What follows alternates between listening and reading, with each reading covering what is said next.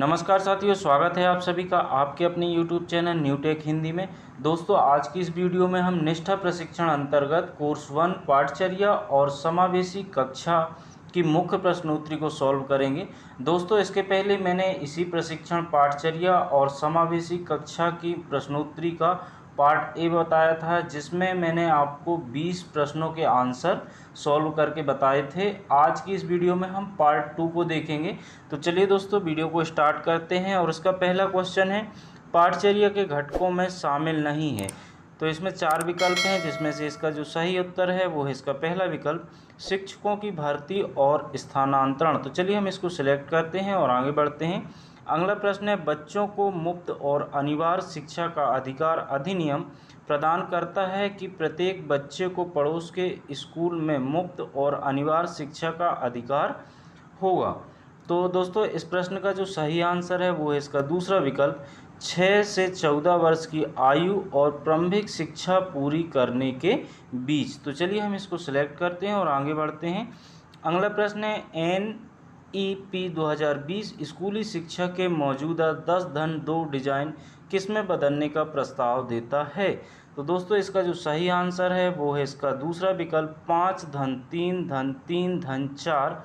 तो चलिए हम इसको सिलेक्ट करते हैं और आगे बढ़ते हैं। आगे बढ़ने से पहले दोस्तों, मैं यहाँ पे आपको एक बात बता दूं कि प्रश्न और विकल्पों का क्रम बदलता रहता है, इसलिए आपको डायरेक्ट प्रश्न और उसका आंसर याद रखना है, क्रम याद नहीं रखना है। तो चलिए हम आगे चलते हैं।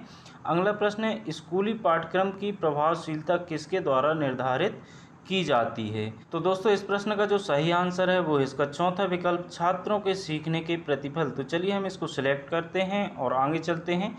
अगला प्रश्न है, स्कूली पाठ्यक्रम की प्रमुख चिंता है। तो दोस्तों, इसका जो सही आंसर है वो है इसका दूसरा विकल्प, बच्चों का समग्र विकास। तो चलिए हम इसको सिलेक्ट करते हैं और आगे बढ़ते हैं। अगला प्रश्न है, सामान्य विकलांगता वाले 2 बच्चों को। तो दोस्तों, इसमें 4 विकल्प हैं, इसमें से इसका जो सही आंसर है वो है इसका चौथा विकल्प, कक्षा में शिक्षक द्वारा किसी भी हस्तक्षेप की आवश्यकता नहीं होगी। तो चलिए हम इसको सिलेक्ट करते हैं और आगे बढ़ते हैं।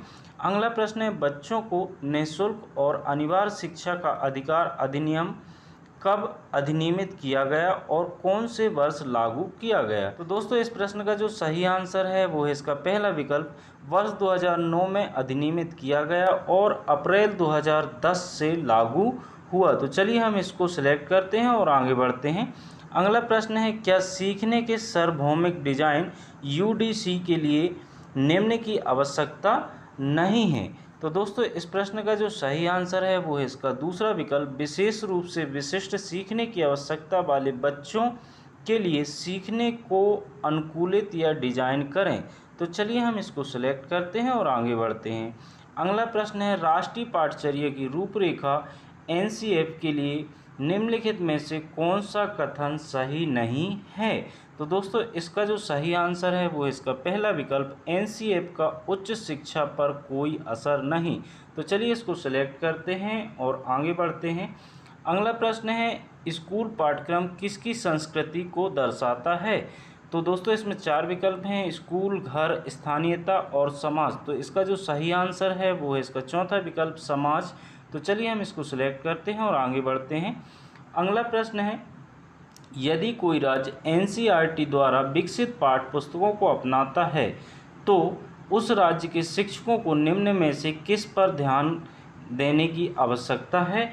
तो दोस्तों, इसका जो सही आंसर है वो इसका तीसरा विकल्प, राज्य में बच्चों की आवश्यकता के अनुसार विभिन्न अवधारणाओं का संदर्भ। तो चलिए हम इसको सिलेक्ट करते हैं और आगे बढ़ते हैं।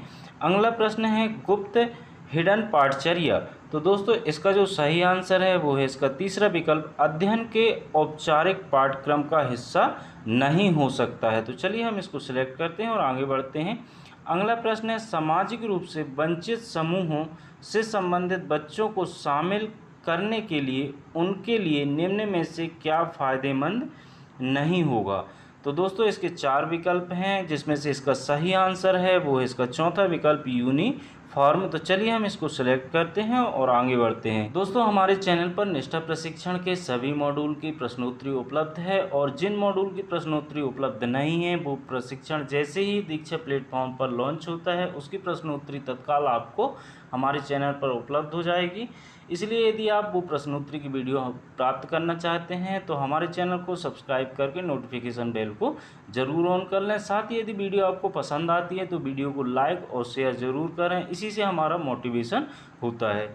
अगला प्रश्न है दोस्तों, एक पाठ्यक्रम, इसके 4 विकल्प हैं जिसमें से इसका जो सही आंसर है वो है इसका तीसरा विकल्प। इसे सभी पाठ्य पुस्तकों को विकसित करने के बाद विकसित किया जाता है। तो चलिए हम इसको सिलेक्ट करते हैं और आगे बढ़ते हैं। अगला प्रश्न है, समावेशी कक्षा के निर्माण के लिए निम्न में से कौन सा महत्वपूर्ण नहीं है? इसका सही आंसर है विद्यालय का स्थान। तो चलिए हम इसको सिलेक्ट करते हैं और आगे बढ़ते हैं। अगला प्रश्न है, निर्धारित समय में कवर की जाने वाली विशिष्ट कक्षा के लिए किसी विषय में शामिल किए जाने वाले विषयों या विषयों की रूपरेखा कहलाती है? तो दोस्तों इस प्रश्न का जो सही आंसर है वो इसका चौथा विकल्प पाठ्यक्रम। तो चलिए हम इसको सिलेक्ट करते हैं और आगे बढ़ते हैं। अगला प्रश्न है, यूडीएल किस प्रकार के छात्रों के साथ सबसे अच्छा काम करता है? तो दोस्तों इसके 4 विकल्प हैं, प्रवीण, प्रतिभाशाली, संघर्ष और लास्ट है उनकी क्षमताओं और सीखने की शैलियों की परवाह किए बिना सभी प्रकार के छात्र, और यही इसका सही आंसर भी है। तो चलिए हम इसको सिलेक्ट करते हैं और आगे बढ़ते हैं। अगला प्रश्न है, गैर वैकल्पिक संचार प्रणाली मदद करती है इन बच्चों के साथ संबंध स्थापित करने में? बच्चे। तो दोस्तों इस प्रश्न का जो सही आंसर है वो है इसका लास्ट विकल्प, विकलांग या बिना विकलांग बच्चे। तो चलिए इसको सिलेक्ट करते हैं और आगे बढ़ते हैं। अगला प्रश्न है, भारत में शिक्षा पर पहली और दूसरी राष्ट्र नीति को किन वर्षों में तैयार किया गया था? दोस्तों इसके 4 विकल्प जिसमें से इसका सही आंसर है इसका तीसरा विकल्प 1968 और 1986। तो चलिए हम इसको सिलेक्ट करते हैं और आगे चलते हैं। अगला प्रश्न है, यूनिवर्सल डिजाइन ऑफ लर्निंग का निर्माण निम्न में से किसको पूरा करने के लिए? तो दोस्तों यहाँ पे 4 विकल्प हैं, इनमें से जो इसका सही आंसर है वो है इसका दूसरा विकल्प, विशेष आवश्यकताओं वाले छात्र। तो चलिए हम इसको सिलेक्ट करते हैं और आगे बढ़ते हैं। तो यहाँ पे आप देख सकते हैं दोस्तों कि जो टोटल क्वेश्चन थे वो 20 हैं और आंसर जिनके हमने किए वो 20 हैं और स्किप्ड क्वेश्चन है 0। अब इसके बाद जो ये सबमिट का बटन दिख रहा है, हम सबमिट के बटन पे क्लिक करेंगे तो हमारा स्कोर हमारी स्क्रीन पर आ जाएगा। लेकिन मैं आपको स्कोर बताऊं उससे पहले दोस्तों मैं आपको यहाँ पे बता दूं कि पार्ट ए में हमने 20 क्वेश्चन के आंसर देखे थे और पार्ट बी पर भी 20 क्वेश्चन के आंसर देखे, लेकिन इसके बाद भी कुछ क्वेश्चन ऐसे बच रहे हैं दोस्तों जो आपसे पूछे जा सकते हैं। तो मैं आपको स्कोर दिखाने के बाद वो शेष क्वेश्चन आपको ऑफलाइन मोड पे स्क्रीन पर ज़रूर बताऊँगा, इसलिए आप वीडियो को स्किप मत कीजिएगा। तो चलिए हम यहाँ पे सबमिट करते हैं और अपना स्कोर देखते हैं। तो इस तरह से आप देख पा रहे होंगे दोस्तों कि जो हमारा स्कोर है वो 20 में से 20 है। अब चलिए हम शेष क्वेश्चनों को आगे देखते हैं। पहला प्रश्न है दोस्तों, निम्नलिखित में से राष्ट्रीय पाठ्यचर्या की रूपरेखा के लिए कौन सा वाक्य सही नहीं है? तो दोस्तों इस प्रश्न का सही उत्तर है एनसीएफ का राष्ट्रीय स्तर की शैक्षिक नीतियों से कोई संबंध नहीं है। अगला प्रश्न है, राष्ट्रीय शिक्षा नीति 2020 में प्रस्तावित समावेशन निधि विभिन्न खाली स्थान से आने वाले बच्चों से संबंधित है? दोस्तों इसका सही आंसर है सामाजिक आर्थिक रूप से वंचित समूह। अगला प्रश्न है, अच्छी पाठ्य पुस्तकों की विशेषताएं हैं? तो दोस्तों इस प्रश्न का सही आंसर है वे राष्ट्रीय पाठ्यचर्या की रूपरेखा के परिप्रेक्ष्य में शिक्षार्थी हितैषी और चिंतनशील हैं। इसके बाद नेक्स्ट क्वेश्चन है, सीखने के प्रतिफल स्पष्ट करते हैं? तो इसका सही आंसर है एक निर्धारित पाठ्यक्रम के विकास, ज्ञान कौशल, व्यक्तिगत सामाजिक गुण और के दृष्टिकोण का विकास। इसके बाद नेक्स्ट क्वेश्चन है, समावेशी शिक्षा? तो दोस्तों इस प्रश्न का सही आंसर है कक्षा में विविधता का जश्न मनाता है। अगला प्रश्न है, सीखने के प्रतिफल शिक्षकों की मदद करते हैं? दोस्तों यहाँ पे 4 वाक्य दिए गए हैं और हमें बताना है कौन सा विकल्प उपरोक्त कथन का समर्थन करता है। तो दोस्तों इस प्रश्न का जो सही आंसर है वो है इसका तीसरा विकल्प 1/3 एंड 4th। तो यहाँ पे दोस्तों मैंने आपसे जो संभावित क्वेश्चन पूछे जा सकते हैं वो सभी के आंसर मैंने आपको पार्ट ए और पार्ट बी में बता दिए हैं। आई होप कि वीडियो आपको काफ़ी पसंद आया होगा। पसंद आया हो तो प्लीज़ लाइक करें, अपने सभी मित्रों को शेयर करें और चैनल को अभी तक सब्सक्राइब नहीं किया है तो प्लीज़ चैनल को सब्सक्राइब करके नोटिफिकेशन बेल को ऑन कर लें। Thanks for watching, take care, bye bye.